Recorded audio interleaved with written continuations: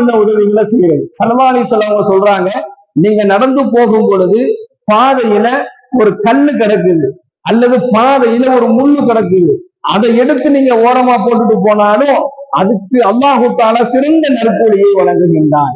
அப்போ உதவி செய்வது, பொதுவான உதவிகளை செய்வது மிகப்பெரிய ஒரு உயர்வை பெற்றிருக்கிறோம் என்பதை இந்த ஹதீஸின் வாயிலாக நம்ம பார்க்கிறோம். எவ்வளவு மக்களுக்கு பிரச்சனை இருக்கும். நாம குடியிருக்கக்கூடிய பகுதிகள்ல தண்ணீர் பிரச்சனை இருக்கலாம், நாம குடியிருக்கக்கூடிய பகுதிகள்ல ஏதாவது பிரச்சனைகள் இருக்கும் பொழுது நம்மால் என்ன உதவியை அந்த மக்களுக்கு செய்ய முடியுமோ அந்த உதவியை நாம் செய்யும் பொழுது அதன் மூலமாகவும் அல்லாஹு தஆலா நன்மை வழங்குகிறான்.